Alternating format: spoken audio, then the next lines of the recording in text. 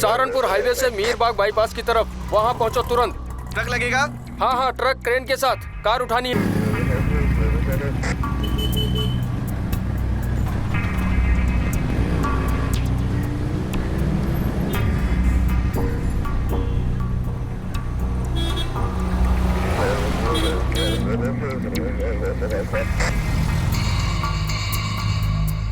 Sir दरअसल क्या है कि हमारी फैक्ट्री यहाँ बाजू में ही है।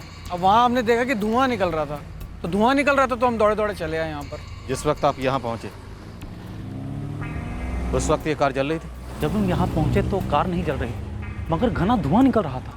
मगर पास जाकर देखा तो कंकाल पड़ा था। सर, बतौर आइडेंटिफिकेशन कार में 2 अंगूठियाँ मिली हैं। सर, लैपटॉप का बैग और लैपटॉप दोनों राख हो गए हैं। लैपटॉप का बैग कार के बाहर मिला? Yes sir. और सर, इसे देख के तो लगता है इसे अलग से जलाया गया। और हाँ, कार से केरोसिन की ताज़ी स्मेल आ रही है। इसका मतलब कल रात को ही आग लगाई गई होगी। सर, कार पर काफ़ी मात्रा में केरोसिन का इस्तेमाल हुआ है। सर, बोन्स देख के तो ये लगता है कि किसी एडल्ट मेल की बॉडी है। बाकी डिटेल रिपोर्ट आपको लैब में जाने के बाद भेजता हूँ। Yes sir. लैपटॉप कार में नहीं जला, उसे बाहर अलग से जलाया गया है। सर, कार में इन 2 अंगूठियों के अलावा और कुछ नहीं मिला है। गाड़ी के पेपर्स, मोबाइल, पर्स, कुछ भी नहीं। सर, नंबर प्लेट पूरी तरीके से जल चुका है, पर आखिरी नंबर 6 है। अगर ये मर्डर कल रात हुआ तो अभी तक तो किसी पुलिस स्टेशन में इसकी मिसिंग कंप्लेंट भी दर्ज नहीं हुई होगी।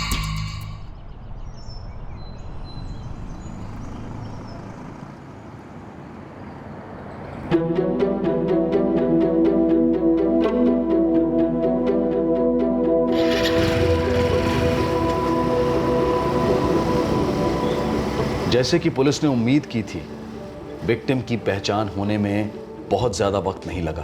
कल रात से? जी, कल रात से मेरे पवन भैया अपना फ़ोन नहीं उठा रहे। रोज घर कब तक आते हैं? 11:30 बजे तक उन्हें आ जाना चाहिए था। कोई बाइक, कार? जी, कार। गाड़ी का नंबर? पापा, गाड़ी का नंबर याद है आपको? नहीं बेटा। सर, एक मिनट, भाभी से पूछता हूँ।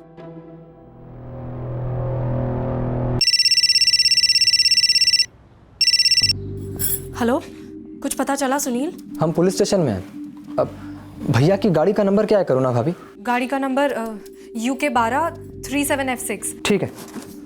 सुनील, कहाँ है तुम्हारे पवन भैया? अभी पता नहीं, हम मिसिंग कंप्लेंट दर्ज करा रहे हैं। बाद में फ़ोन करता हूँ आपको। गाड़ी का आखिरी नंबर 6 है? जी। गोविंद? जी सर। वो जो फोटो आई थी मीरबाग थाने से, वो जली हुई कार का? हाँ, ले आओ। जली हुई कार? मीरबाग थाने से एक फोटो सर्कुलेट हुई है। उन्हें हाईवे पर एक जली हुई कार मिली जिसका आखिरी नंबर 6 है। सर, ये तो भैया की गाड़ी लग रही है। आप लोग तुरंत मीरबाग थाने जाइए शिनाख्त के लिए। शिनाख्त? कैसी शिनाख्त? बेटा, ये क्या कह रहे हैं?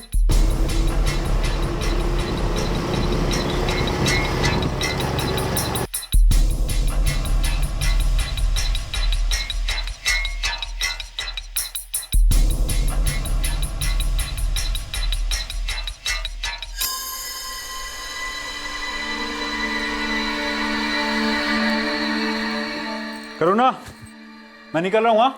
ये उनकी शादी की अंगूठी और ये वो लक के लिए पहनते थे। कहाँ है मेरे पवन भैया? उनके पास लैपटॉप था? हाँ था सर, लेकिन आप बोल के नहीं रहे। कहाँ है वो? सुनील, हमें एक जली हुई कार मिली और कार में एक जला हुआ कंकाल।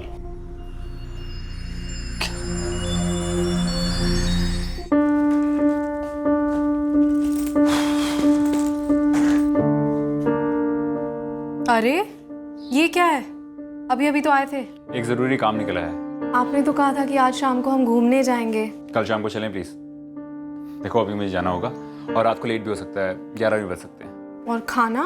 खाना मैं बाहर खा लूंगा, तुम चिंता मत करना। चलो, बाय। बाय। अभी तो आया था ऑफिस से। मैं काम से जा रहा हूँ, टाइम लग जाएगा।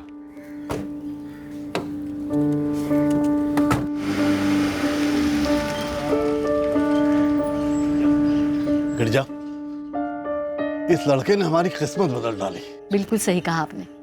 अब बस एक ही इच्छा है जल्दी से पोते या पोती का मुंह दिखाए। सर मेरे भैया कहाँ हैं? सुनील, सिर्फ कंकाल बचा है और कंकाल को देखकर पहचान पाना लगभग नामुमकिन होगा। पहचान कैसे होगी?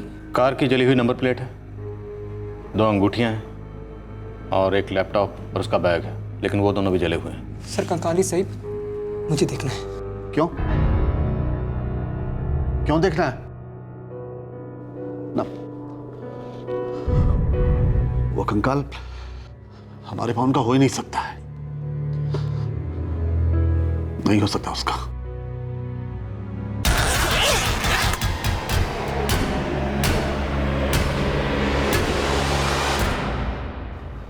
मैंने कहा था ना, कंकाल देखकर कैसे पहचानोगे?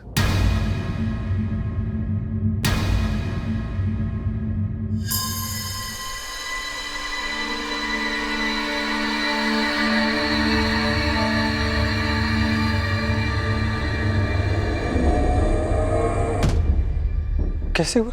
हमें सहारनपुर हाईवे पर मीरबाग बाईपास के पास एक जली हुई कार मिली। मर्डर? मेरे पवन भैया का? क्यों सर? और वो भी ऐसे ऐसे जला करके?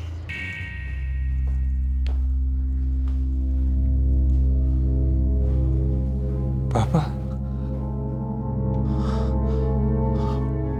वो पवन नहीं है ना? बोल, पवन नहीं है ना? वो है पापा, वो कंकाल पवन भैया की है। वो सारी चीजें पवन भैया की थी।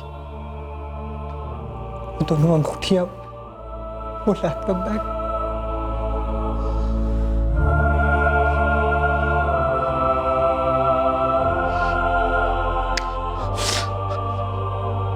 वो मेरा बेटा नहीं हो सकता, नहीं वो मेरा पवन।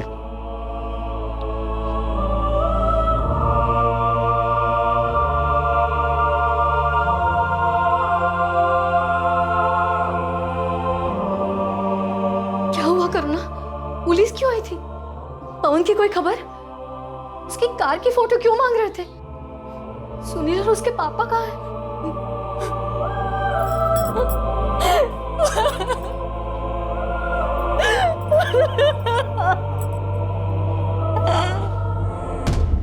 ये फोटो पवन दहिया की पत्नी करुणा से मिला है।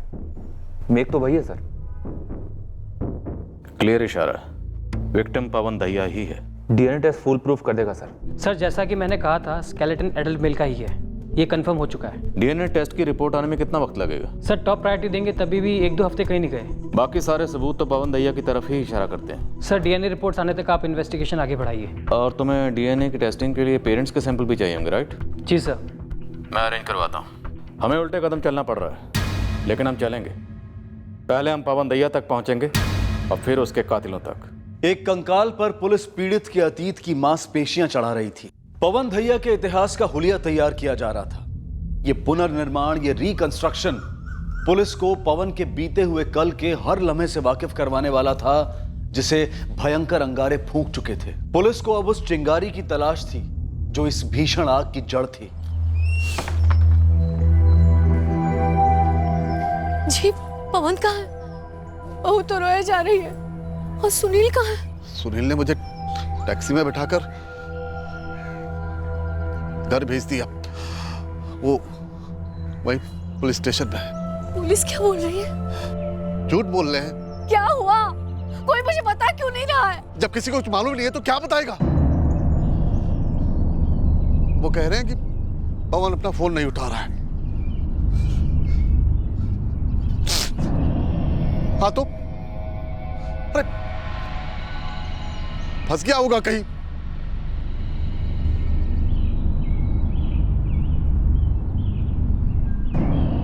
गिरजा, तुम बिल्कुल फिक्र मत करो। मेरा मन कहता वो वापस घर आ जाएगा। अरे लेकिन पुलिस ने क्या कहा? बताइए ना, क्या कहा पुलिस ने?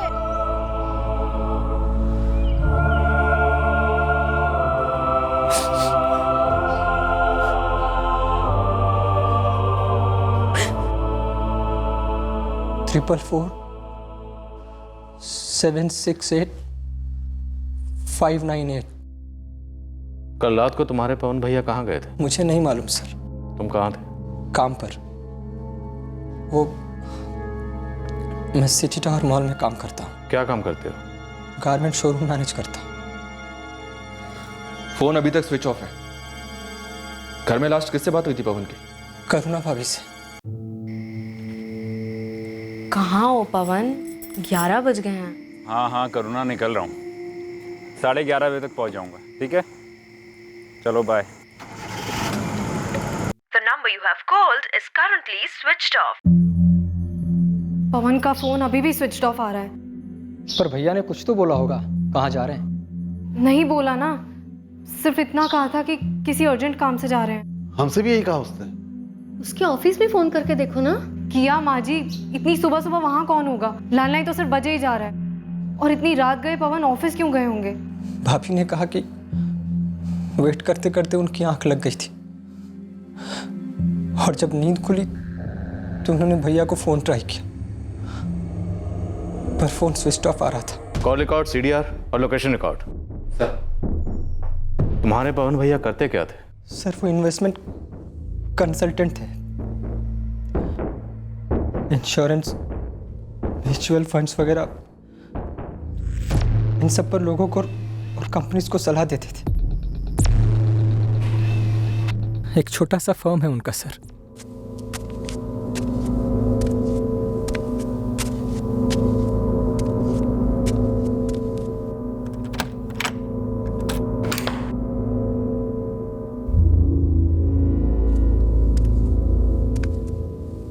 सुनील, हमें तुम्हारी भाभी से बात करनी होगी और तुम्हारे माँ बाप के सैंपल चाहिए होंगे DNA टेस्ट के लिए।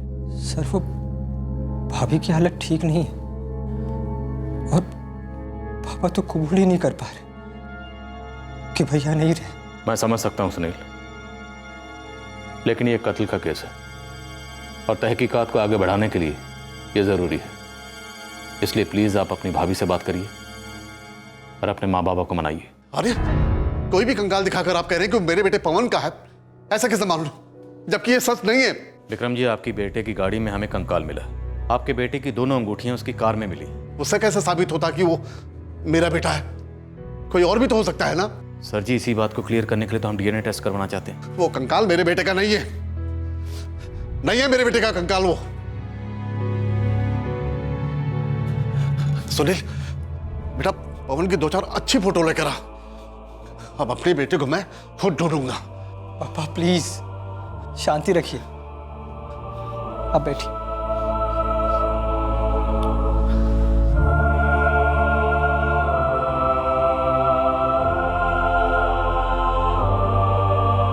करुणा जी, आपके पति पवन ऑफिस के बाद कहाँ जा सकते हैं? मुझे नहीं पता। पवन ने कहा था कि किसी जरूरी काम से जा रहे हैं। कहाँ जा रहे हैं ये नहीं बताया। उनका कोई ऐसा दोस्त है जहाँ वो अक्सर आते जाते हैं? हमारी शादी को सिर्फ 2 ही साल हुए थे और ये काम में इतना बिजी रहते थे कि कभी किसी दोस्त के बारे में पता ही नहीं चल पाया। करुणा जी, आपको कुछ तो पता होगा। जी नहीं, पर इनका सबसे ज्यादा मिलना जुलना काम के लोगों से ही था। उन्होंने जब आपको 11 बजे फ़ोन किया था तो क्या बोला कि 11:30 बजे तक घर आ जाएंगे? जी। लैपटॉप लेके गए थे? जी। तो ऑफिस गए होंगे? मुझे नहीं पता।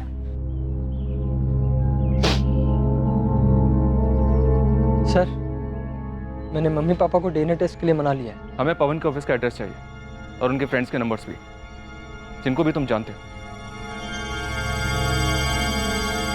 फोन कंपनी को ऑफिशियल लेटर भेज दिया है, 2 दिन में कॉल रिकॉर्ड्स आ जाएंगे। इस वक्त हमारे सामने 3 किस्म के सीन हैं। एक्सक्यूज मी।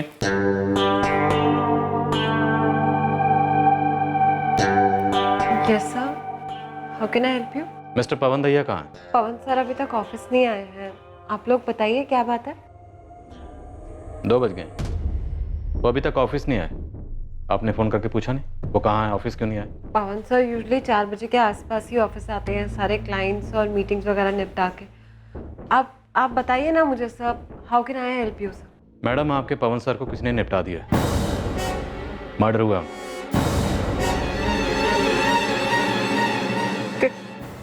कैसे? कल रात मीरबाग बाईपास पर किसी ने पवन दहिया और उनकी कार को जला दिया। वो कल शाम को अपने घर से ये कहकर निकले थे कि किसी ज़रूरी काम से बाहर जा रहे हैं, तो रात को ऑफिस आए होंगे। नहीं सर, वो कल शाम को लगभग 5 बजे के आसपास ऑफिस से ये कह के निकले थे कि वो घर जा रहे हैं। क्या आपके बॉस पवन दहिया को किसी से कोई खतरा था? सर वो नहीं सर, कोई खतरा नहीं था सर। कोई खतरा नहीं था? मेरा मतलब है उन्होंने कभी हमसे कुछ शेयर नहीं किया सर। Thank you.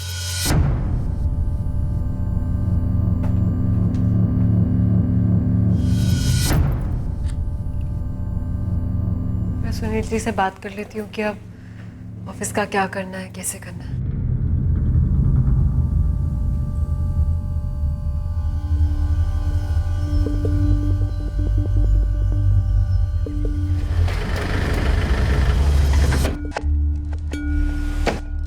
चल लॉन्ग ड्राइव पर चलते हैं।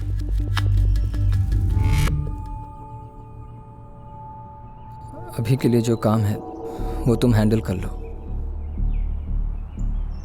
बाद में आकर मैं संभाल लूंगा। मुश्किल टाइम है योगिता, मुझे तुम्हारे सपोर्ट की ज़रूरत होगी। Sure sir. भैया के बिजनेस के बारे में मुझे ज़्यादा कुछ नहीं मालूम। ये इन्वेस्टमेंट कंसल्टेंसी वगैरह भैया की स्पेशलिटी थी। मैं समझती हूँ सुनील सर, मेरा पूरा सपोर्ट है आपके साथ। तुम ऑफिस में बोलते बोलते रुक गए थे, इनफैक्ट रोका गया था, है ना? जी सर।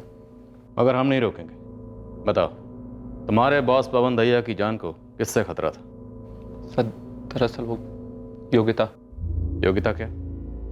सर योगिता सच नहीं बोल रही है। तुम सच बोलो। सर दरअसल इस योगिता का ना एक बॉयफ्रेंड है। नाम? सर तरुण।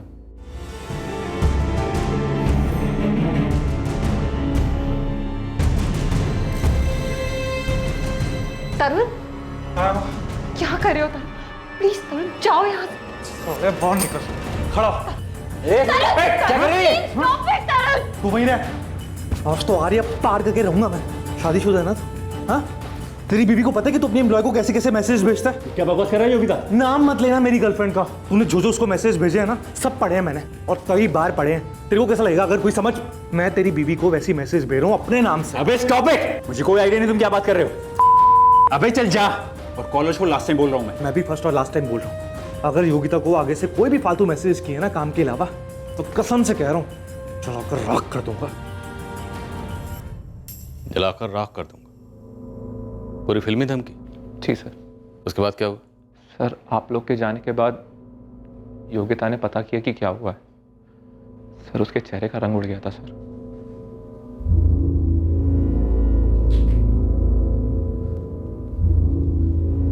योगिता, योगिता, यार ये क्या हो गया यार, कैसे हो गया?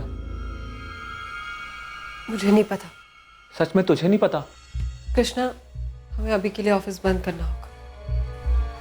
मैं सुनील जी से मिलने जा रही हूँ। उसके बाद हम लोगों ने ऑफिस बंद करा, योगिता पवन सर के घर चली गई और आप लोग मुझे यहाँ ले आए सर।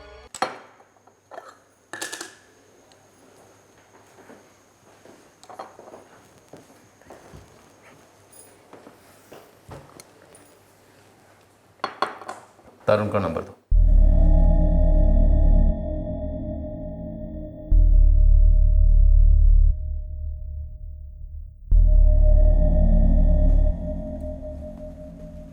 मिस योगिता, तो तुम हमसे छुपाना चाहती थी?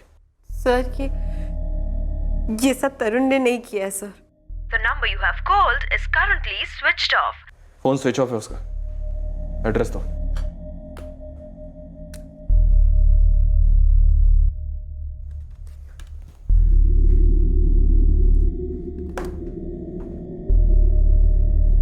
तरुण जो कहता है वो करता नहीं है क्या? क्या सर? तुम बड़े कॉन्फिडेंस से कह रही है कि ये तरुण ने नहीं किया। उसने धमकी दी थी, जलाकर राख कर दूंगा। सर ऐसा बिल्कुल भी नहीं। वो तो तरुण ने गुस्से में बकवास कर दी थी सर। और शाम को उस दिन मैं उससे मिली भी थी और मैंने उसको समझाया भी था कि उसे सिर्फ मिसअंडरस्टैंडिंग हुई है। तरुण तुम बेकार में इतना हाइपर हो रहे हो। मेरे और पवन सर के बीच में कुछ भी नहीं है। तुम पिंक टॉप पहनकर आया करो मीटिंग के लिए, बहुत हॉट लगती है तुम उसमें। क्या मतलब है इसका? तरुण वो उनके बात करने का स्टाइल है, दैट्स इट। तुम एक दिन ऑफ लेती हो तो मेरे लिए बहुत मुश्किल हो जाता है, ये भी उसका स्टाइल है। देखो योगिता, मुझसे कुछ छिपाओ मत, उस आदमी से संभल कर रहो, हमारी शादी होने वाली है। तो कुछ था तुम्हारे और पवन दैया के बीच? पवन सर और मेरे बीच में कुछ भी नहीं था। हाँ, वो मुझे मैसेजेस जरूर करते थे पर उनकी इंटेंशन गलत नहीं थी सर। फिर भी तरुण को पवन दैया के मैसेज चुभे बहुत थे। तरुण को तो खुद रियलाइज हो गया था कि उसने ओवर रिएक्ट कर दिया है। सर आप मेरा यकीन मानिए, ना मेरे और पवन सर के बीच में कुछ था और ना ही तरुण ने पवन सर को मारा है। जी तरुण को बुलाइए। जी वो तो बाहर गया है। कहाँ?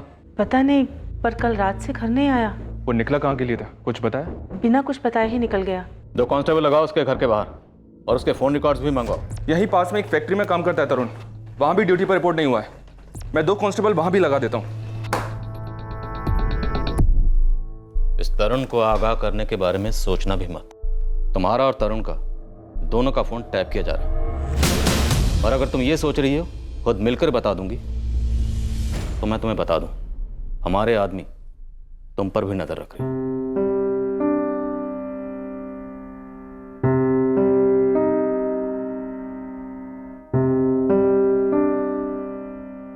अपने पेरेंट्स को इन्फॉर्म कर दिया आपने?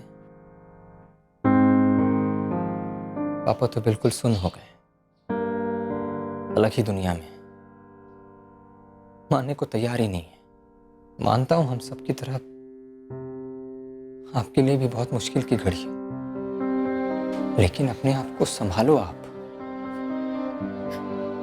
कैसे हो गया ये सब सुनील, कैसे हो गया ये सब?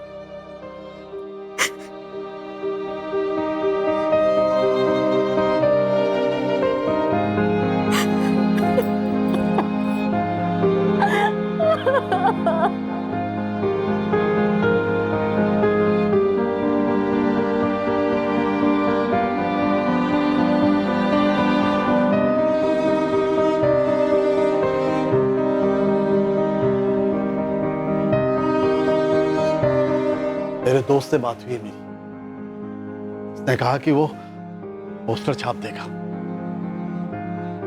ढूंढ लेंगे हम पवन को, हम अपने पवन को ढूंढ लेंगे।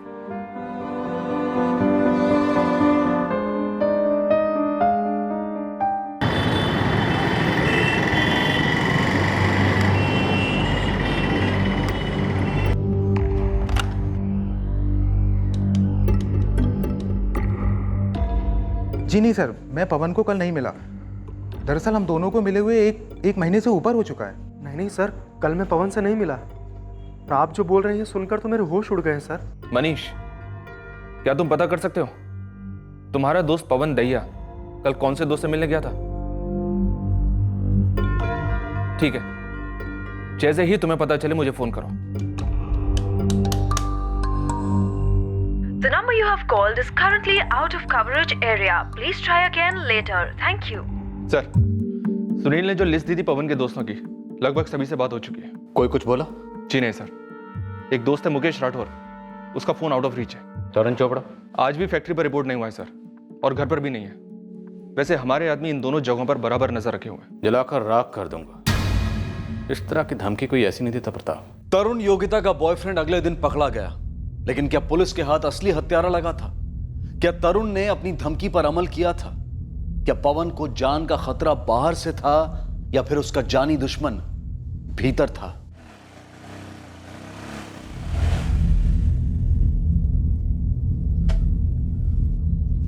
तरुण चोपड़ा, क्या बात है? थक गए भाई, रात भर सोई नहीं, तुम्हारे इंतजार में। मेरे इंतजार में? जलाकर राख कर दूंगा, यही कहा था ना तूने पवन दैया, और तूने उसे सच में जला दिया। कैसे जलाया, एक एक डिटेल चाहिए मुझे। शुरू हो जा। सर, मेरे मोबाइल का बैलेंस खत्म हो गया, इसलिए मैंने उसे स्विच ऑफ रखा था। इनकमिंग के लिए बैलेंस की जरूरत नहीं पड़ती, तुम अपनी आउटगोइंग चालू रखो, बोलते रहो। परसों रात 1 जुलाई को मैं अपनी सारी सैलरी कैश में लेकर दोस्तों के साथ पीने बैठा था। बहुत पी, और फिर 3 पत्ते शुरू हुई और मैं अपनी सारी की सारी सैलरी हार गया। सुबह जब होश आया तो बहुत शर्म आई कि माँ को क्या मुंह दिखाऊंगा, और फिर पूरा दिन अपने दोस्त के यहाँ पड़ा रहा। कल और आज ड्यूटी पर भी नहीं किया। मैं सोचा कि क्या पागलपन है, माँ की हालत खराब होगी। फिर घर लौट आया और आपने धर लिया। काफ़ी इमोशनल कहानी। कब सोची? पवन दैया को मारने के बाद या अभी अभी? सर ये कहानी नहीं है, ये सच है। और ये भी सच है कि मैंने पवन दैया को धमकी दी थी, लेकिन ये सच नहीं है कि मैंने उसे मार डाला। तो धमकी क्यों दी थी? ऐसे ही टाइम पास? सर वो आदमी मेरी होने वाली वाइफ योगिता के साथ टाइम पास कर रहा था, और वो भी भद्दा सा। मुझे बहुत ज्यादा गुस्सा आया और मैंने उसे धमकी दी जान की। सर ये तरुण 1 जुलाई को रात भर किसी जुए के अड्डे पर था। इसके बैकग्राउंड से भी कुछ निकला नहीं है। बात भी काफी कॉन्फिडेंटली कर रहा था। गुस्से में धमकी दे दी होगी सर, और इत्तेफाकन कत्ल भी उसी तरह से हो गया, जलाकर राख कर दिया गया। माँ बाप के डीएनए सैंपल्स ले लिए गए? जी हाँ सर, मीरबाग सिविल हॉस्पिटल से फॉरेंसिक लैब डिस्पैच भी हो गए। ये पवन दैया, इसका योगिता के साथ जो भी था, लेकिन इसका योगिता को मैसेज करना और इस तरह के मैसेजेस करना सोचने पर मजबूर करता है। और इससे पवन दैया के कैरेक्टर के बारे में थोड़ा बहुत समझ में तो आता है। सर पवन को कार में जलाया गया, शायद जिंदा। मतलब किसी को पवन के ऊपर बहुत ज्यादा गुस्सा था, आपत्ति थी, या अपने किसी मतलब के लिए उसे अपने रास्ते से हटाना चाहता था। खबरों को काम पे लगाओ और इस पूरी दैया फैमिली को स्कैनर पे ले आओ। जी सर। पवन के फोन रिकॉर्ड्स का क्या हुआ? रिमाइंडर भेज दिया सर, कल सुबह तक टेबल पर होंगे।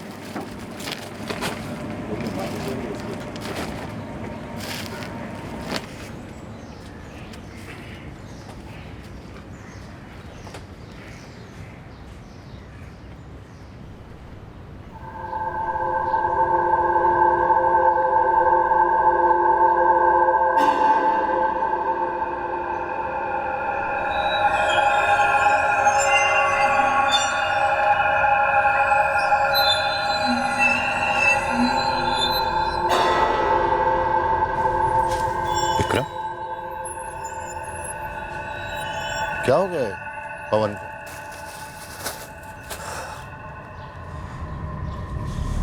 पता नहीं, कल शाम कहकर निकला था कि रात में देर लगेगी, पूरी रात लौटा ही नहीं। पुलिस क्या बोली? पुलिस कुछ बोली तो नहीं रही है, बस अनाप शनाप बके जा रही है। विक्रम, पुलिस क्या कह रही है? गिरजार मेरा वो डीएनए सैंपल लिया है। क्यों? कोई जली हुई गाड़ी में कोई कंकाल मिला है उन्हें। वो कह रहे मेरे बेटे पवन का है। कुछ भी बगे जा रहे। मैं यकीन नहीं करता उनकी बात, बिल्कुल नहीं। सुरेंद्र, मुझे भी बहुत सारे पोस्टर चिपकाने, मैं चलता हूं।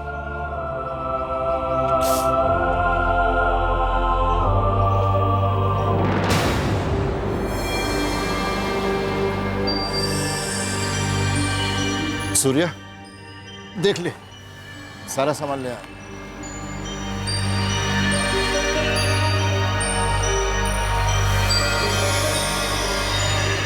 पवन के पापा तो मान ही नहीं रहे। पूरे इलाके में पवन के पोस्टर चिपका रहे हैं।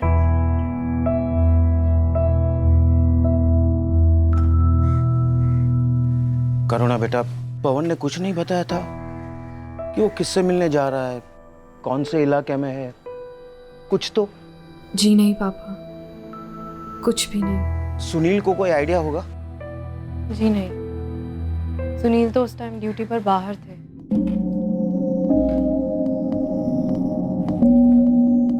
योगिता, जरा अंदर आना प्लीज।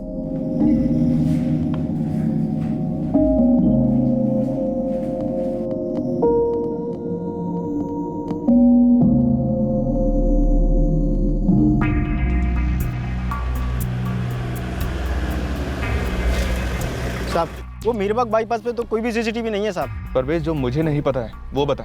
साहब, वो कोठी के बारे में पता है आपको? कौन सी कोठी? साहब, ये दोनों दैया भाई जो हैं, पवन और सुनील, इन लोगों ने मिलकर कोई ज़मीन खरीदी थी।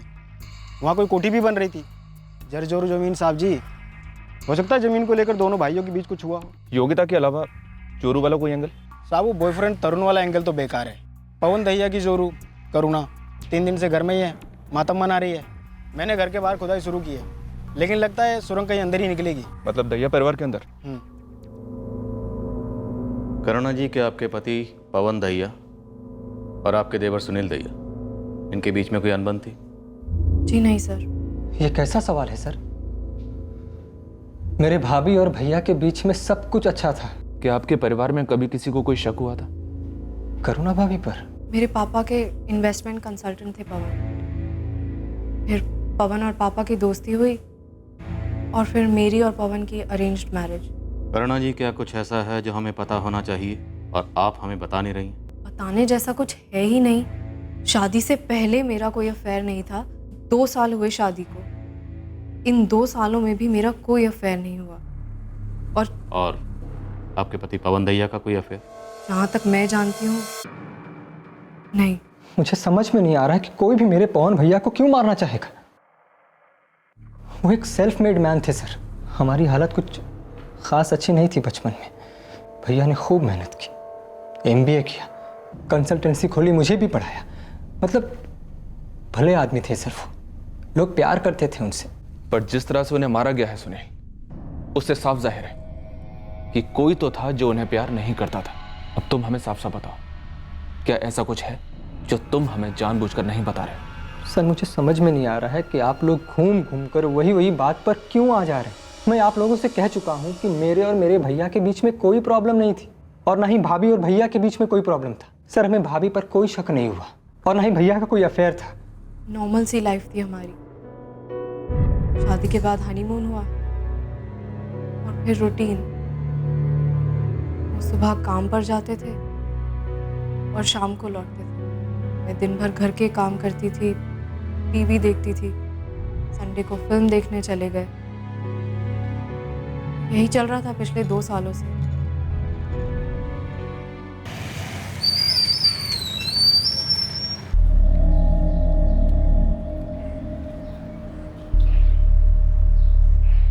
वो मुझसे पूछ रहे थे कि पवन और तुम्हारे बीच कोई प्रॉब्लम तो नहीं थी। मुझसे ही पूछ रहे थे क्या आपके और भैया के बीच में कोई प्रॉब्लम थी और क्या आपका कोई अफेयर था।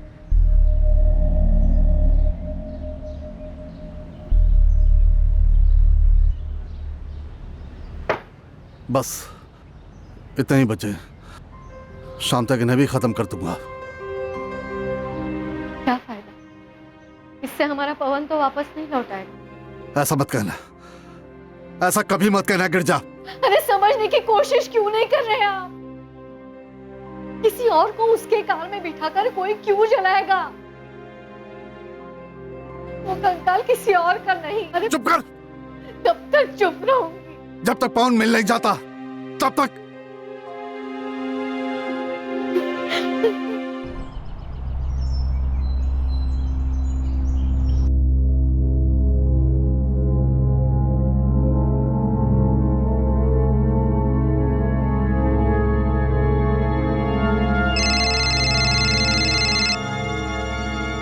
हेलो, मुकेश राठौर जी हाँ, आप कौन बोल रहे हैं? देहरादून से PSI प्रताप सिंह बोल रहा हूँ, मीरबाग पुलिस थाना। जी हाँ बोलिए, क्या बात? पवन दहिया के दोस्त हो ना तुम? जी हाँ, काफ़ी अच्छा दोस्त है मेरा। पिछले 2 दिन से मैं आपका नंबर ट्राई कर रहा हूँ, स्विच ऑफ ही आता है। सर मुझे यहाँ मसूरी में हॉस्पिटल आना पड़ता है अक्सर, तो मैं अपना फ़ोन ऑफ ही रखता हूँ ज़्यादातर। 1 जुलाई को शाम 5 बजे तुम्हारी और पवन की बात हुई थी? जी हुई थी हमारी बात, हम लोग बहुत अरसे बाद मिले थे। समर्पण कॉलोनी में तुम ही रहते हो ना? मैं समर्पण कॉलोनी में ही रहता हूँ, लेकिन आप बताएंगे बात क्या है? पवन ठीक तो है ना? पवन अब इस दुनिया में नहीं है मुकेश राठौर। क्या? इतने करीबी दोस्त हो तुम पवन दहिया के और तुम्हें पता तक नहीं चला? लेकिन ये सब हुआ कैसे, कब हुआ ये? 1 जुलाई की रात को ही हुआ, तुमसे मिलने के बाद। मीरबाग क्रॉसिंग पर पवन को उसकी कार समेत जलाकर राख कर दिया गया। लगभग सभी अखबारों में यह खबर छपी और तब भी तुम्हें पता नहीं चला? बिल्कुल नहीं पता चला सर, मैंने तो 3-4 दिन से अखबार भी नहीं पढ़ा। मैं तो 1 जुलाई को यहाँ मसूरी में आ गया था। क्यों? सर दरअसल मेरे ससुर जी बाथरूम में गिर गए थे, उनको फ्रैक्चर हुआ था। अरे सुनिए ना, मम्मी का फोन आया था, पापा बाथरूम में गिर गए हैं, उन्हें फ्रैक्चर हुआ है, हॉस्पिटल लेके गए हैं। सॉरी यार पवन, इमरजेंसी है, जाना पड़ेगा। सॉरी हो रही कैसा? Family first. बस सर उसके 10-1 मिनट बाद मैं और मेरी वाइफ मसूरी के लिए निकल गए थे और इतने दिनों के बाद आज आपके मुंह से कांड सुन रहा हूँ मैं। तुम लौट कब रहे हो? कल सुबह आ रहा हूँ सर। मुकेश, तुम्हें सबसे पहले मीरबाग पुलिस थाने आना होगा। जी सर, ज़रूर आऊँगा। तुमसे मीटिंग के बाद क्या पवन किसी और से मिलने वाला था? पता नहीं सर, इस बारे में उसने कुछ बोला नहीं मुझे। वो तुम्हारे घर से निकला कितने बजे था? करीब 11:15 के आसपास। करुणा और सुनील के कॉल रिकॉर्ड्स क्लीन लग रहे हैं सर। शायद प्लानिंग इतनी सटीक की गई कि फ़ोन करने की ज़रूरत ही नहीं पड़ी। पवन के फ़ोन कॉल्स में कुछ मिला? जी नहीं सर, सभी कॉल्स काम को लेकर ही हुए हैं। योगिता को? योगिता को वैसे तो कई कॉल्स हैं सर, लेकिन सारे वर्किंग आवर्स में, क्लाइंट्स की लोकेशन से ऑफिस में। Last location? समर्पण कॉलोनी।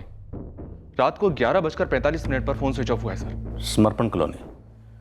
ये मुकेश राठौर भी समर्पण कॉलोनी में ही रहता है, और उसने हमसे कहा था कि पवन दैया रात 11:15 बजे उसके घर से निकला था। प्रताप, कोई बू आ रही, कोई चिंगारी सुलग रही।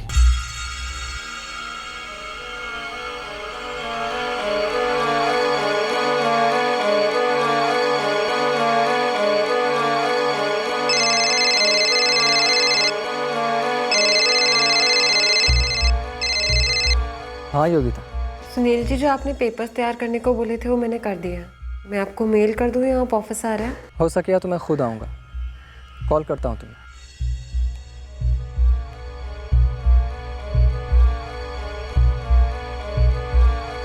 अभी तक इस तहकीकात की खुदाई सिर्फ ऊपरी लेवल तक सीमित रही थी। कार में मिले कंकाल के अलावा अब कई और गड़े मुर्दे उखड़ने वाले थे। नए नए चौंकाने वाले रिश्तों के कंकाल सामने आने वाले थे।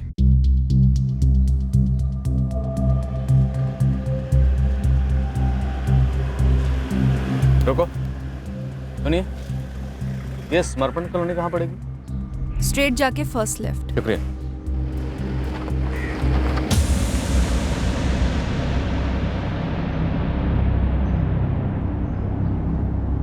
उस रात वो यहीं आया था सर। वो यहाँ सिर्फ मुकेश से मिला होगा या कोई और भी था जिससे मिला होगा? मीरबाग बाईपास यहाँ से 10 किलोमीटर दूर होगा ना? जी सर। चलो वहीं चलते हैं।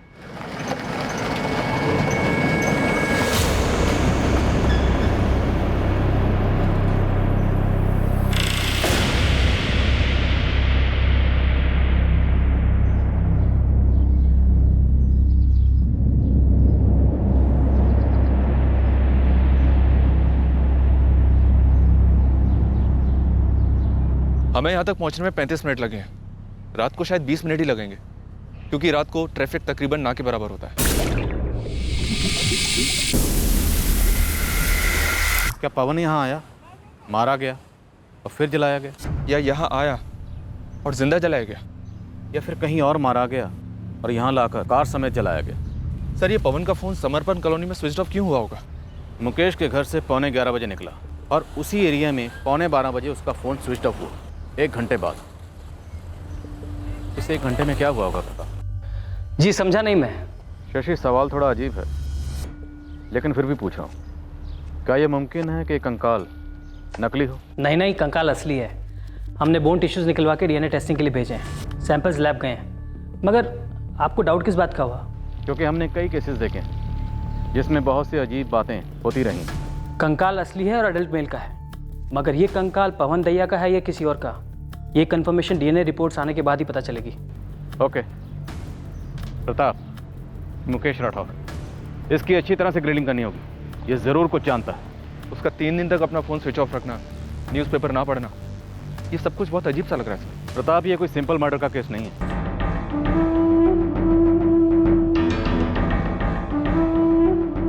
ये ना समझ कि मैं बावला हो गया हूं करुणा। मेरे अंदर की आवाज कहती है कि पवन हमें मिल जाएगा। वो मरा नहीं है, वो लौट आएगा, देखना तुम।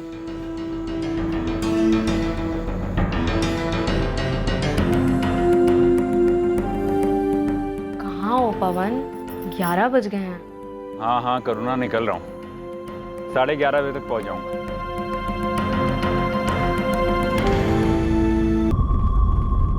सर, अगर आपको मुझ पे यकीन नहीं हो रहा, आप मेरे सास ससुर से फ़ोन पे बात कर सकते हैं।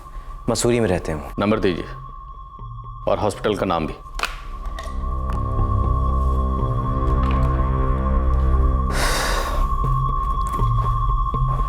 सर, मुझे अभी तक समझ नहीं आ रहा आप मुझ पे शक क्यों कर रहे हैं। पवन दहिया ने समर्पण कॉलोनी से, आपके घर के बाहर से, रात 11 बजे अपनी पत्नी करुणा को फोन करके ये कहा, हाँ हाँ करुणा निकल रहा हूँ, 11:30 बजे तक पहुँच जाऊँगा। लेकिन 11:15 बजे उसका फोन उसी कॉलोनी में स्विच ऑफ हो गया और अगले दिन हमें उसकी जली हुई कार मिली। कार में कंकाल था। सर मैं एक बार आपसे फिर से कह रहा हूँ, मेरा इस मर्डर वर्डर से कोई लेना देना नहीं है।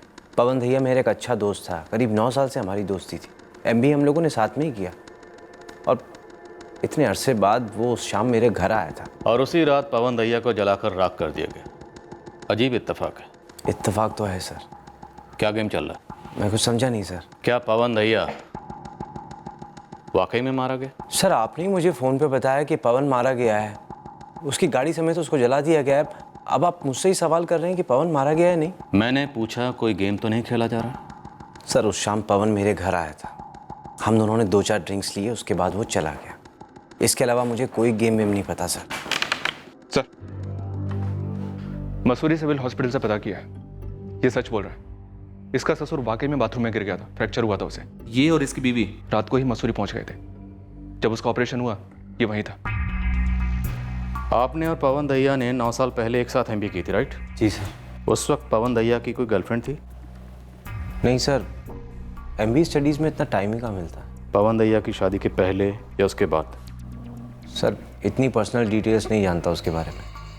हाँ मैं उसकी शादी में ज़रूर गया था, उसके बाद 1-2 बार मिले हम लोग और फिर सीधा 1 जुलाई को। सर आपने इतनी इन्वेस्टिगेशन की हुई है, फिर तो आपको मालूम होगी एक बात ज़रूर। कौन सी बात? सर पवन की पहले एक लड़की से एंगेजमेंट हुई थी, लव था दोनों के बीच, फिर ब्रेक ऑफ हो गया। कौन थी ये लड़की? आरती राणा।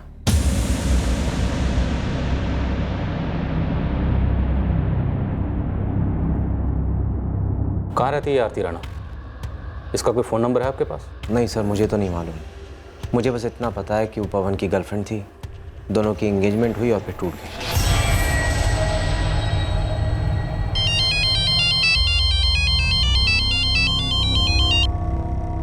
हेलो सुनील, तुमने हमें कभी आरती राणा के बारे में बताया क्यों नहीं? क्या बताता उसके बारे में? यही बताते कि उसकी तुम्हारे भैया सुनील के साथ सगाई हुई थी और फिर सगाई टूट गई। 7 साल पहले टूटी थी सर, और तब से लेके अब तक हमें से किसी का कोई कनेक्शन नहीं रहा उनके साथ। तुम सबका नहीं था, दिल तो तुम्हारे भैया ने लगाया था। मानता हूँ सर, लेकिन पवन भैया उसे भुला चुके थे। लेकिन अब तुम याद करो और इस आरती राणा के बारे में हमें डिटेल में बताओ। सब यही पेपर्स चाहिए थे ना आपको? हाँ।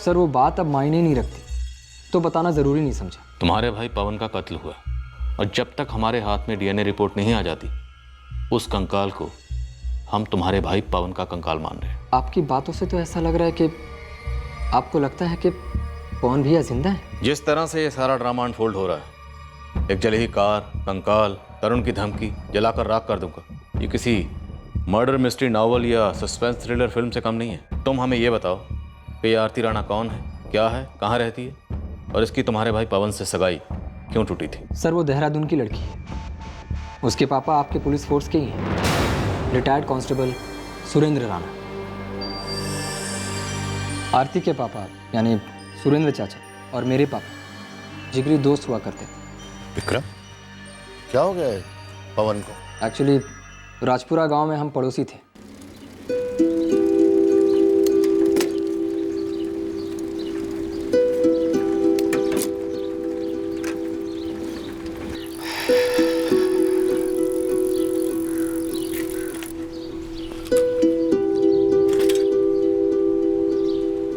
अरे विक्रम, आ गए? क्या बात है यार, आज तो साथ में।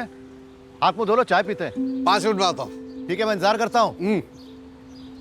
अरे पूर्णिमा, 2 कप चाय चढ़ाना, विक्रम भी आया है। पवन भैया, आरती और मैं, हम सभी एक ही स्कूल में पढ़ते थे। जब पवन भैया फर्स्ट ईयर कॉलेज में दाखिल हुए, तब मैं और आरती 12वीं में थे।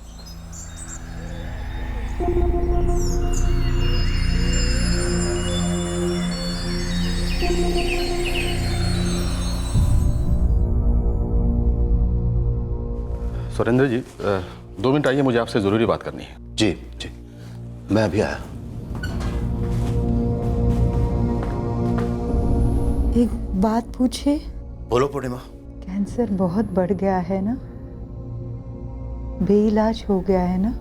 डॉक्टर, तुम और मैं इस कैंसर को ऐसा लठ लगाएंगे ना, ये दोबारा लौटने की हिम्मत भी नहीं करेगा। मेरी एक बात मानोगे?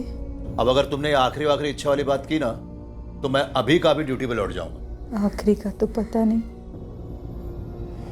पर एक इच्छा है। बोलो।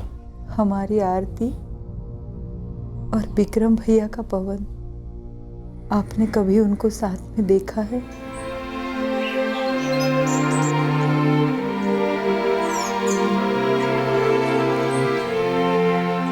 मैंने कई बार उनको साथ में देखा है। तुम चाहती हो कि मैं विक्रम और गिरजा भाभी से बात करूं? जल्दी। यकीन नहीं करोगे सुरेंद्र, तुमने मेरे मुंह की बात छीन ली। अरे वाह विक्रम भाई, फिर गले मिलो अब तो। इतने दिनों से दोस्त थे, अब समधी बनेंगे। बस बच्चे हमारे खुश रहे। ये तो कॉमेडी हो गई। हम सोच रहे थे कि हमारे माँ बाप क्या बोलेंगे, बवाल होगा। तुमसे एक बात करनी थी। नहीं करनी शादी, कोई और मिल गया होगा। ऐसा क्यों बोल रहे हो? मैं तो बस ये कह रही थी कि मुझे शादी के बाद भी पढ़ना है। सवाल ही पैदा नहीं होता कि तुम ना पढ़ो। Minimum post graduate. अरे पवन भैया, आरती, अगले हफ्ते सगाई है और अगले साल शादी भी हो जाएगी। अब तो ये चौकीदार की नौकरी मुझे नहीं करनी पड़ेगी ना, जा सकता हूँ ना मैं। सगाई हुई, शादी होने ही वाली थी कि आरती की माँ यानी कि पूर्णिमा चाची का देहांत हो गया, तो फिर शादी कुछ समय के लिए टल गई। टूटी क्यों? हवा का रुख बदल गया था सर। तुम्हारे बाबा ठीक ही तो कह रहे हैं, तुम्हारे लिए और उनके लिए भी। यहाँ से दूर जाने में काफ़ी कुछ बदल जाएगा, और अगर यहाँ रहोगी तो यादें दम घोट देंगी तुम्हारा। पवन, मुझे तुम्हारे बिना कहीं नहीं जाना है। तुमसे दूर मैं टूट जाऊंगी। तुम भी आओगे ना? गिरजा तैयार है, पवन तो हो गई, सुनील भी मान गया है। किसी बड़े शहर में जाएंगे तो अच्छा होगा। ठीक है, फिर देहरादून जाकर दोनों परिवार मिलकर जिंदगी शुरू करते हैं। और बच्चे भी अच्छे कॉलेज में पढ़ सकेंगे। मैं देहरादून में पोस्टिंग ले लेता हूँ। तुम तो पोस्टिंग ले लोगे, लेकिन मैं तेरा मजदूर आदमी। कुछ न कुछ हो जाएगा, दोनों मिलकर जमा लेंगे। हम सब लोग यहाँ देहरादून आ गए। सुरेंद्र चाचा ने अपना घर ले लिया, हम लोगों ने भी किराए का घर ले लिया। पहले सब कुछ ठीक था सर, पर शहर की हवा, शहर आकर सब कुछ बदल गया। सगाई क्यों टूटी?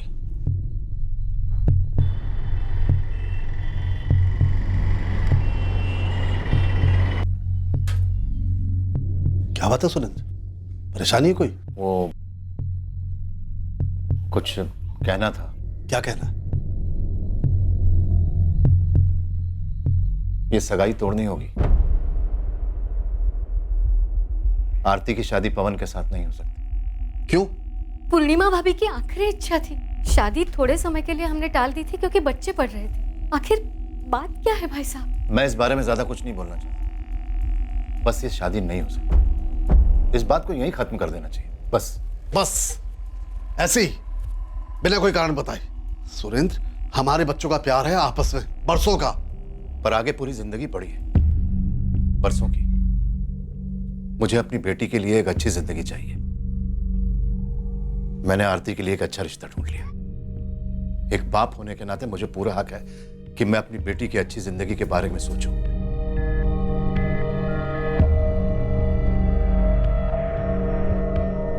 लेकिन आरती ने तो मुझे कुछ भी नहीं बताया, एक शब्द भी नहीं। कोई और बात तो नहीं पापा? भगवान जाने, मैंने सुरेंद्र से कई बार पूछा, आखिर में वो बोला कोई और लड़का ढूंढ लिया है जो जो तुमसे बेहतर है, ऐसा उसने कहा। मैं आरती और उनसे बात करूंगा। पवन भैया एक बार आरती से मिले बस, फिर उन दोनों के बीच क्या बातें हुई क्या नहीं ये आज तक किसी को नहीं मालूम। फिर क्या हुआ?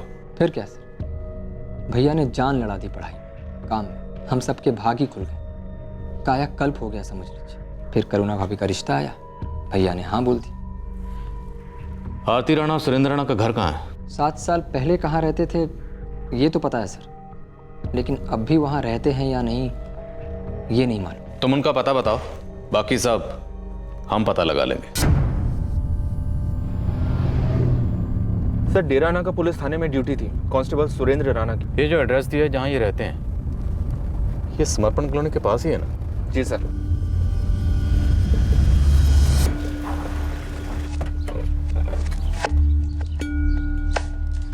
सुरेंद्र और आरती राणा का घर समर्पण कॉलोनी के करीब ही नहीं, काफी करीब। पुराने अंगारे फिर से बड़क उठे होंगे सर, या शायद वजह ही नहीं हो।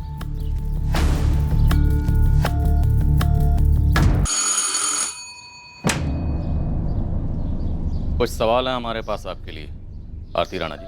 कोई अंगारे नहीं भड़क रहे थे सर, 7 साल पहले ही सारी आग बुझ चुकी थी, कोयला हो गई थी। पवन दैया भी कोयला हो गया था, पूरा का पूरा।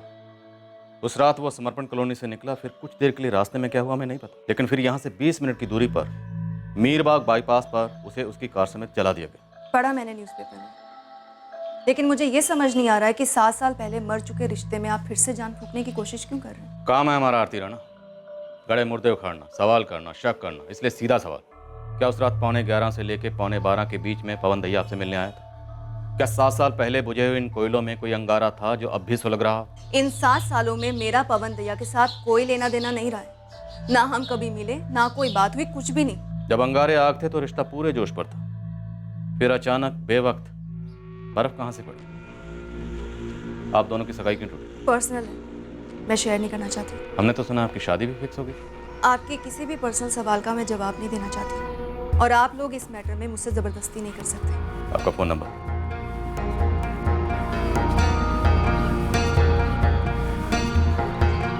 आरती राणा, मुझे यकीन है हमारी मुलाकात एक बार फिर से जरूर होगी, और उस वक्त आपके पास उन सवालों के जवाब भी होंगे जो मैंने अभी तक पूछे ही। एक काम करो, लड़की का फोन सर्विलेंस पे डालो और उसके पुराने फोन रिकॉर्ड्स निकलो। लड़की कुछ बोल ही नहीं रही है, न सच न झूठ। कांस्टेबल बाप को टैप करें सर? नहीं, थोड़ा इंतजार करते हैं। फिलहाल सिर्फ लड़की पर खबरों की नजर रखवा दो। करुणा और सुनील पर भी खबरी नजर रख रहे हैं सर। आरती राणा, सुनील दैया, करुणा दैया, इन तीनों में से कोई एक झूठ बोल रहा है, पक्का झूठ बोल रहा है।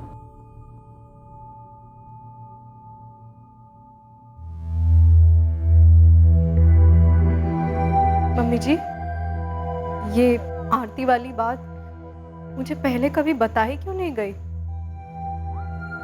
भैया ने क्यों नहीं बताई ये तो वही जाने, पर हमारे लिए ये कोई बात ही नहीं थी।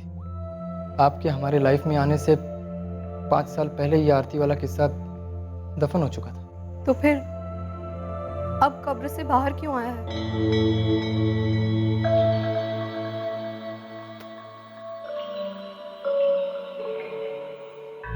तुमने मुझसे सुरेंद्र और आरती के बारे में क्यों पूछा? क्या पवन आरती के पास चला गया है? नहीं पापा, आप भी ना मतलब कुछ भी। करुणा बेटी, क्या उस रात पवन ने वाकई कहा था कि वो रात 11:30 तक लौटेगा? जी पापा।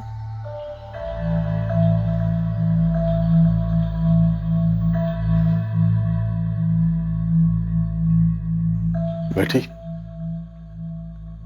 ये जो सुरेंद्र था ना, इसके अंदर शहर की हवा ने चिंगारी भड़का दी थी, गुरूर की, हैसियत की। वो था सरकारी नौकर और हम ठहरे दिहाड़ी मजदूर। उसके हिसाब से हैसियत नहीं थी हमारी उसकी बेटी के रिश्ते के लिए।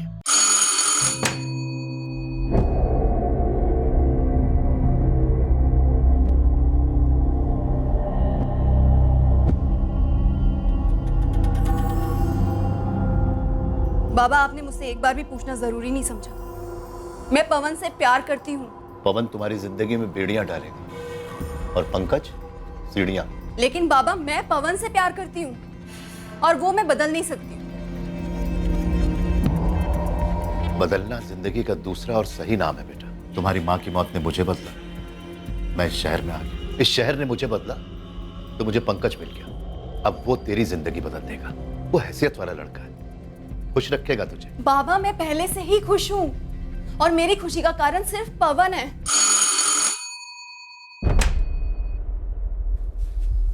सुरेंद्र चाचा, आपने सगाई तोड़ दी? हाँ पवन। पर क्यों? मुझे कोई दूसरा मिल गया, वो इसे अलग हैसियत दिलाएगा जो तुम इसे नहीं दे सकते। चाचा जी, मैं कॉलेज में हर एग्जाम में फर्स्ट आ रहा हूँ और अगले साल कंपनीज की लाइन लगेगी मेरे लिए। लेकिन इस वक्त आरती के लिए जो लाइन लगी है उसमें तुम कहीं नहीं, इसलिए तुम इसकी जिंदगी से चले जाओ, वही हम सब के लिए अच्छा होगा। समझदार हो, जाओ। यार टू मच है, तुम करना चाहती हो, मैं करना चाहता हूँ, फिर क्यों? मुझे भी कुछ समझ नहीं आ रहा। पता नहीं बाबा को हो क्या गया है, जब देखो हैसियत की बातें करते रहते हैं। यार 20 साल से आंधी तूफान साथ झेले तुम्हारे बाबा और मेरे बाबा ने, फिर ये हैसियत कहाँ से आ गई? पवन, प्लीज तुम विक्रम चाचा से बात करो ना, उन्हें बोलो कि वो फिर से कोशिश करें बाबा को मनाने की, प्लीज।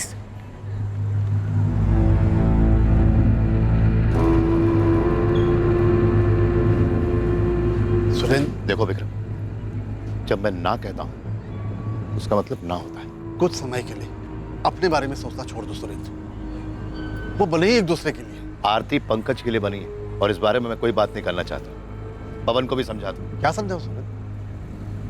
कि मेरा बरसों पुराना दोस्त अब होने वाला संधि अपनी लड़की की सगाई इसलिए तोड़ रहा है क्योंकि अब हम उसे उसकी हैसियत के नहीं लगते। छोटे लोग हैं, वो किसी पंकज उंकज के लालच में फंसकर हमें नहीं, अपनी स्वर्गवासी पत्नी को दिया हुआ वादा भी तोड़ रहा है। पुलिस वाला रहा हूं जिंदगी भर, लोहे का दिल है, और ये पूर्णिमा को इन बातों में घसीट कर मुझ पे कोई असर पड़ने वाला नहीं है। आखिरी बार कह रहा हूं, ये सगाई टूट चुकी है, अब इस मसले पर मैं कोई बात नहीं करूं। बस पापा, आपने इतना किया काफी। अगर आरती पंकज से शादी करना चाहती है तो मैं बीच में नहीं आऊंगा।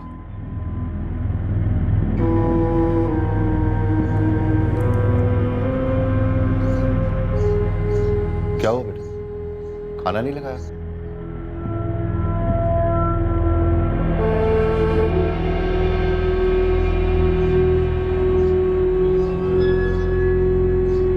क्या हुआ बेटा?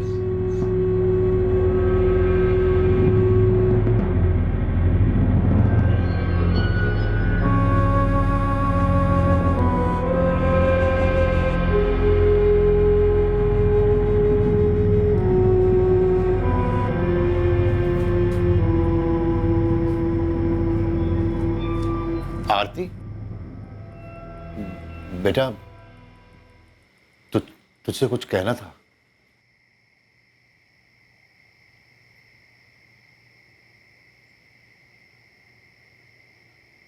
वो पंकज से अब तेरी शादी नहीं हो सकती। क्यों बाबा, कोई और बड़ी हैसियत वाला मिल गया है क्या? ना बेटा, उन्हें मिल गया, तुझसे भी ज्यादा हैसियत वाली लड़की। लंदन वाली पार्टी है। पंकज तो मेरा फोन ही नहीं उठाता, खाली मैसेज छोड़ दिया उसने कि ये शादी नहीं हो सकती।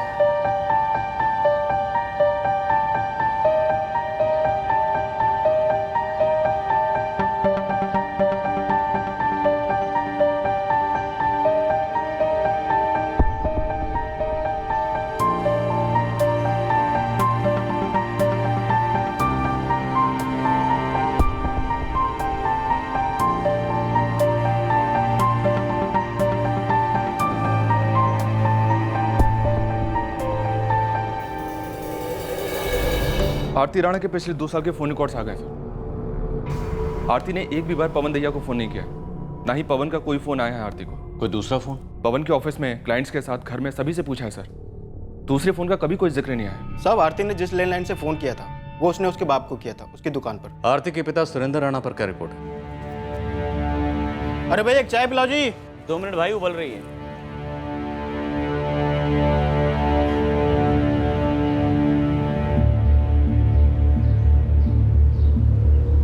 चाय तो गर्म थी साहब, लेकिन दुकान ठंडी, काम को कुछ हाथ लगा नहीं। अगर सुरेंद्र ने खुद ये सगाई तोड़ी थी तो फिर उसके बाद वो पवन को क्यों मारना चाहेगा या मरवाएगा? हक तो पवन के अंदर लगनी चाहिए थी सर। सगाई 7 साल पहले टूटी थी। अगर उनके रास्ते फिर मिले थे तो अतीत के अंगारे भड़के होंगे, लेकिन इस बार अंगारे आग नहीं बन पाए होंगे, क्योंकि अंगारों पर पानी फेरने के लिए करुणा जग खड़ी थी। आप अभी मान रहे हैं सर कि पवन जिंदा है? प्रताप, जब तक मेरे हाथ में डीएनए टेस्ट की रिपोर्ट नहीं आ जाती, मैं पवन दैया को जिंदगी और मौत के बीच की लकीर पर खड़ा मानता रहूंगा। साहब एक बात बोलूं? बोलो परवेज। आप उस सुरेंद्र राणा की दुकान पे जो काम करता है ना सूर्या, उसको चाय की तरह थोड़ा उबालिए, वो जरूर कुछ ना कुछ काम की बात बकेगा। उठाते हैं सूर्या को और पवन दैया के ऑफिस भी होकर आते हैं, देखते हैं कि वो इस खेल में कितना धंसा हुआ। पवन सर जिंदा कैसे हो सकते हैं सर? आप ही लोग तो बोलते हैं कि वो गाड़ी के साथ जल गए। हम अभी ये भी बोल रहे हैं कि शायद वो एक चाल थी, एक गेम था। क्या तुम शामिल हो इस गेम में? क्या योग्यता पवन को मैसेजेस देती है? सर मैं शामिल नहीं हूँ उस गेम में सर, और योग्यता का मुझे पता नहीं। सर मैं झूठ क्यों बोलूं? झूठ बोलने का कोई कारण भी तो होना चाहिए ना। झूठ बोलने का कोई कारण नहीं, इसलिए सच सच बताओ, पवन दैया के भाई सुनील दैया का इस कांड में क्या हाथ रहा? सर सुनील जी तो पहली बार यहाँ आए हैं पवन सर की डेथ, मेरा मतलब है जो भी हुआ उसके बाद, और वो जब से आए हैं वो तब से एक ही काम कर रहे हैं। अपने भाई पवन दैया को छुपाने का? जी नहीं सर, पवन सर के नाम पे जितने भी इन्वेस्टमेंट्स हैं या शेयर हैं उन्हें उनकी वाइफ करुणा जी के नाम पे ट्रांसफर कराने का। एक ही बात बार बार पूछने से और बार बार बोलने से क्या होने वाला है?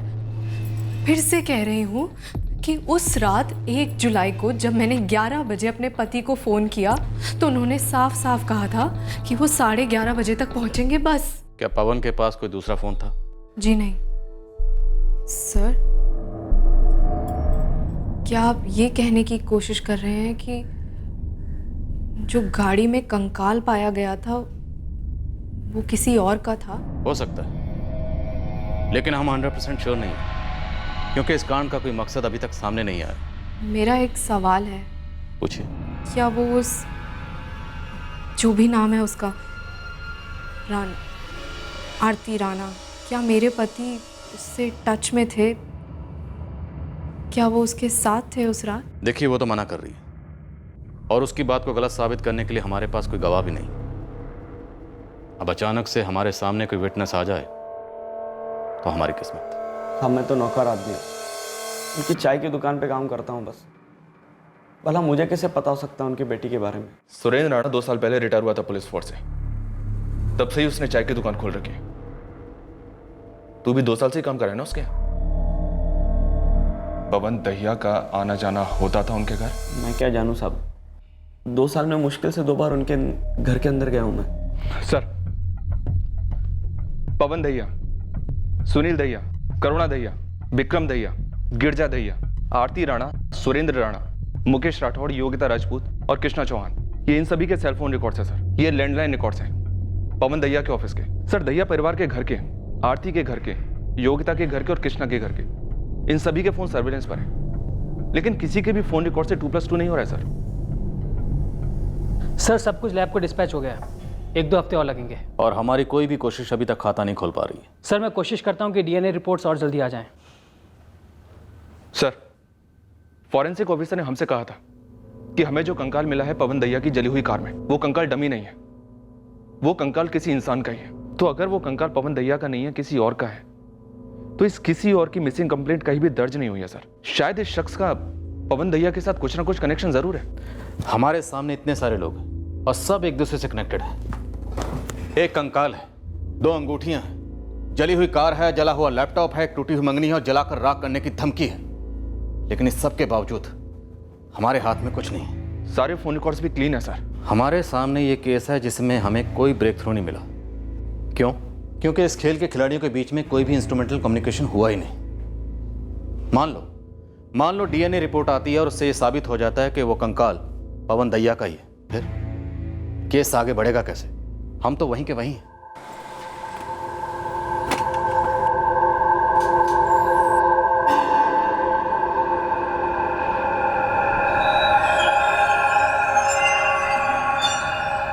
मेरा बेटा कहाँ है सुरेंद्र? मुझे क्या पता? तुम सच कह रहे हो? पवन क्या तुमसे मिलने नहीं आया था? वो यहाँ नहीं आया था।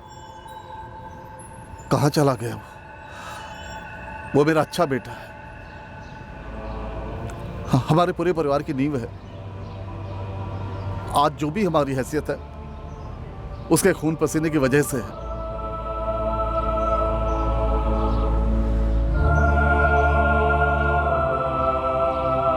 ढूंढ निकालूंगा मैं उसे। मेरा बेटा कहीं नहीं जा सकता, यही कहीं है वो, यही कहीं।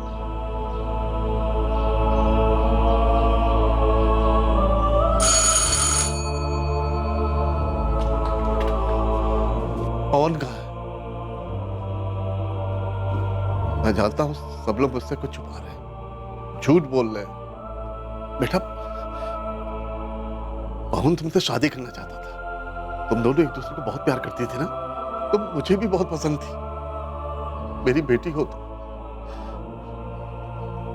तुम्हें पता है पवन कहाँ है? वो पवन क्या तुम्हारे पास है?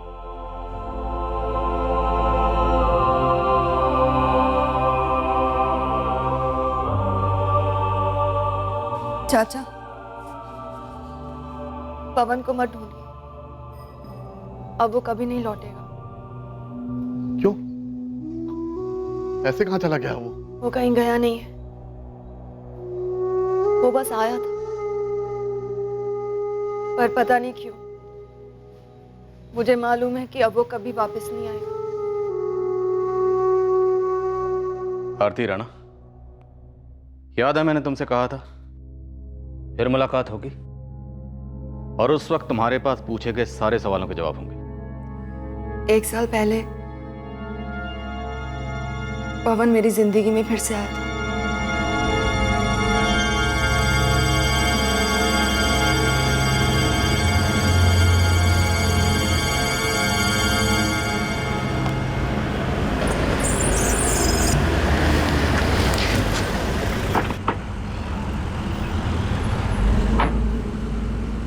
नमस्ते सुरेंद्र अंकल। नमस्ते बेटा, कैसे हो? आप देख ही रहे हैं, तो रिटायरमेंट के बाद ये खोला आपने? हाँ हाँ। भाई एक चाय देना। जी साहब। बस यहाँ से गुजर रहा था, आपको देखा तो सोचा मिल लूं। अच्छा किया बेटा। जगह कब खरीदी आपने? किराए की है बेटा। अच्छा, और आरती? अब तो बच्चे बच्चे बड़े हो गए होंगे उसके। चाचा, उसका पति क्या करता है? सॉरी, मैं नाम भूल गया उसका।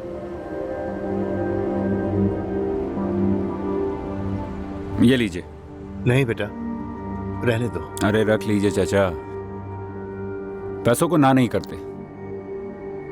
अब यही तो आदमी की औकात बताते हैं। वैसे आपको पता ही होगा कि हम कहाँ रहते हैं और कैसे रहते हैं। एक बड़े बंगले में। सुनील और मैं एक और बंगला बनाने जा रहे हैं, अभी वाले से 2 गुना बड़ा।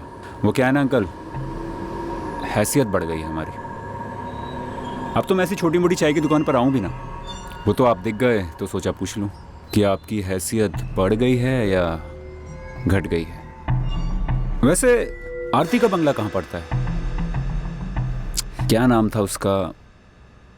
पंकज। आरती खुश तो है ना उसके साथ? पवन, छोड़ दो। छोड़ तो आपने हमें दिया था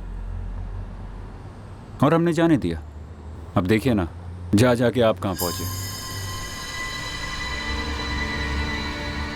और मैं कहां।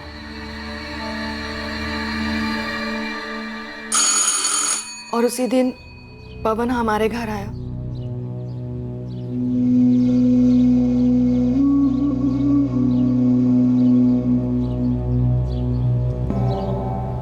उन्होंने तुम्हें मुझसे छुड़वाया, एक अमीर लड़के के लिए, और उस अमीर लड़के ने तुम्हें छोड़ दिया एक और अमीर लड़की के लिए। यह है हमारी लव स्टोरी आरती। किस्मत भी कोई चीज होती है। तुमने शादी की?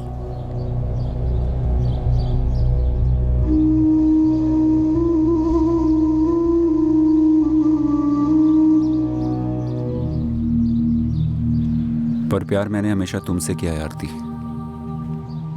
बचपन से।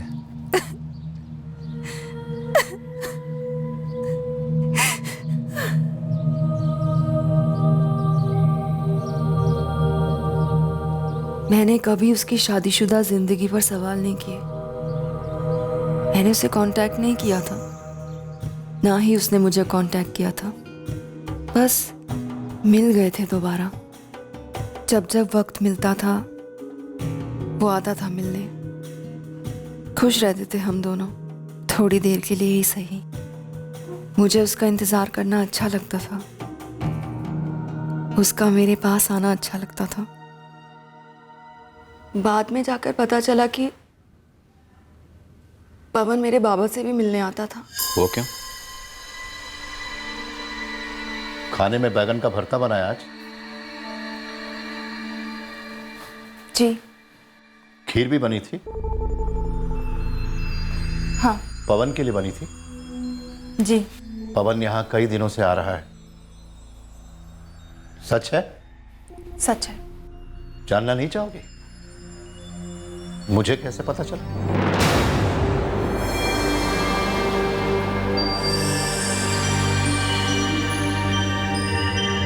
एक चाय देना भाई। चाचा, बढ़िया खाने के बाद मजेदार चाय तो बनती है ना। बैगन का भरता, गर्मा गर्म फुलके और ठंडी मीठी खीर, वो भी आरती के हाथ की बनी हुई, खास मेरे लिए। ये होता है मेन्यू कार्ड।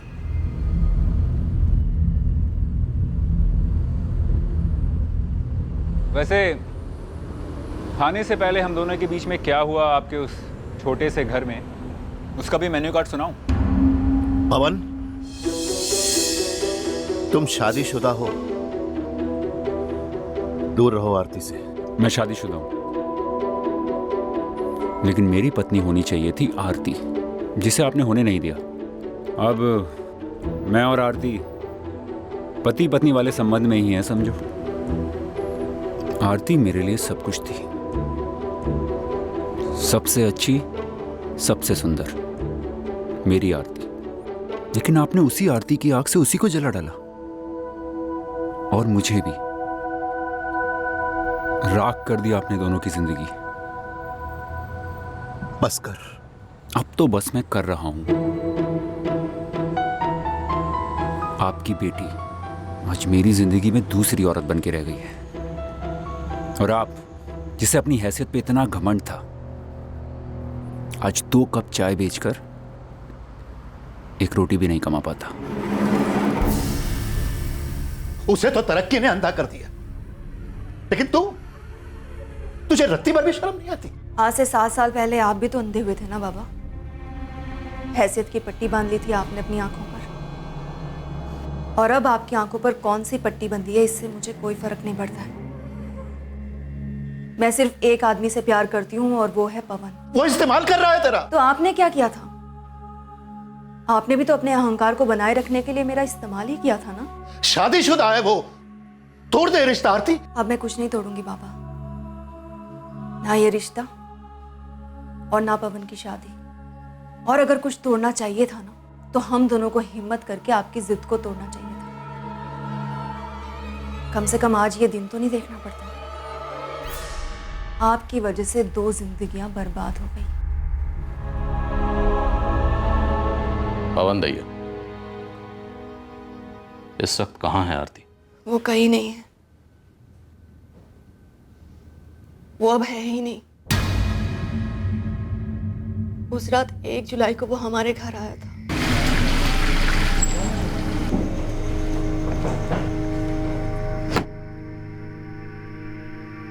एक दोस्त से मिलने आया था, सोचा एक और दोस्त से मिलता चलो। कुछ खाने के लिए है? उसने खाना खाया और फिर वो चला गया। उसके बाद क्या हुआ ये मेरे लिए उतना ही अनजान था जितना पवन का मेरी जिंदगी में लौट आना था।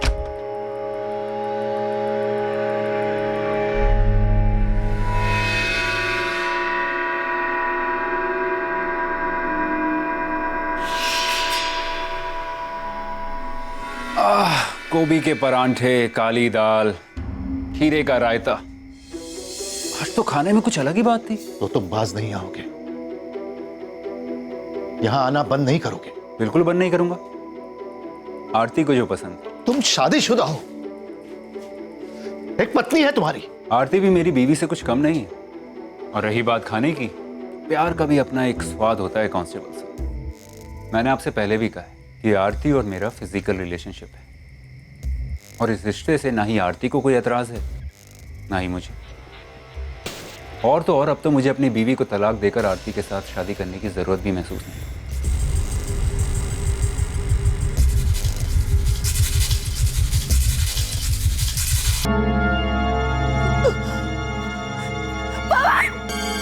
सर जी तो गया।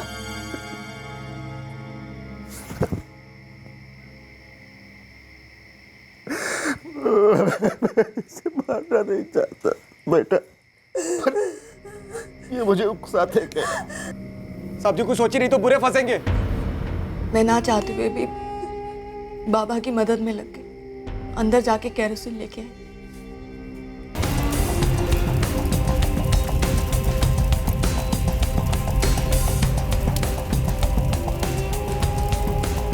अब इसका क्या करें साहब?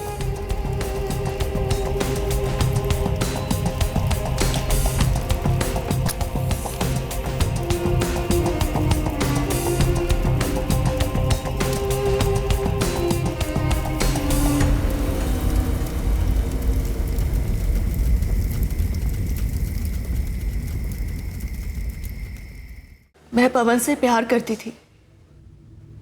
मैंने उसे नहीं मारा है, बाबा ने मारा है। लेकिन ये सच है कि उसकी लाश को ठिकाने लगाने में मैंने बाबा की मदद की थी। सुरेंद्र राणा और सूर्या दोनों को कस्टडी में लो। जी सर। जो तुमने अभी मुझे बताया, क्या यही सच है? पूरा सच? कहीं ऐसा तो नहीं कि तुम्हारा और पवन दहिया का रिश्ता इसी तरह चलता रहे, इसके लिए किसी और को जला दिया गया? बड़ी हिम्मत करके मैंने आपको सारा सच बताया। मानना ना मानना आप पर है, क्योंकि ना तो अब मेरे पास कुछ बताने के लिए है और ना ही छुपाने के लिए।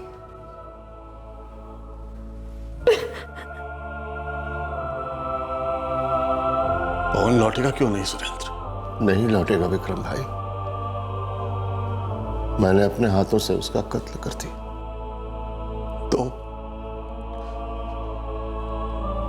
इतने दिन मुझे बताया क्यों नहीं? हिम्मत नहीं हुई। हिम्मत तो मेरी भी नहीं हो रही थी सच का सामना करने की कि पवन नहीं रहा। लेकिन अब जाकर पता चल रहा है कि वो इस दुनिया में क्यों नहीं रहा।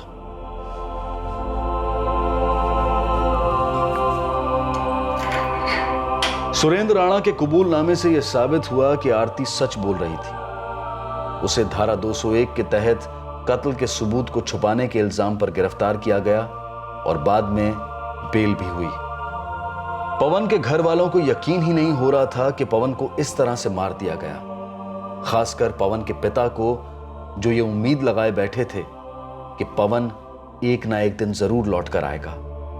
करुणा सुन्न पड़ गई है।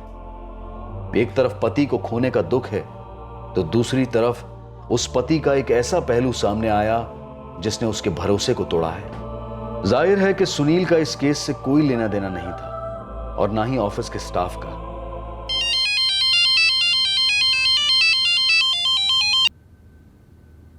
हाँ शशि, डीएनए रिपोर्ट क्या कहती है? सर वो कंकाल पवन दहिया का ही है। अगर नहीं भी होता तो कोई ज्यादा हैरानी की बात नहीं थी। बेइज्जती, बदला, प्यार के नाम पर लोग क्या क्या करते हैं और करवाते हैं। सर आधे घंटे में मैं रिपोर्ट थाने भेज रहा हूँ। ठीक है, हम चार्जशीट फाइल करते हैं। पवन दहिया मर्डर केस अब क्लोज होता है।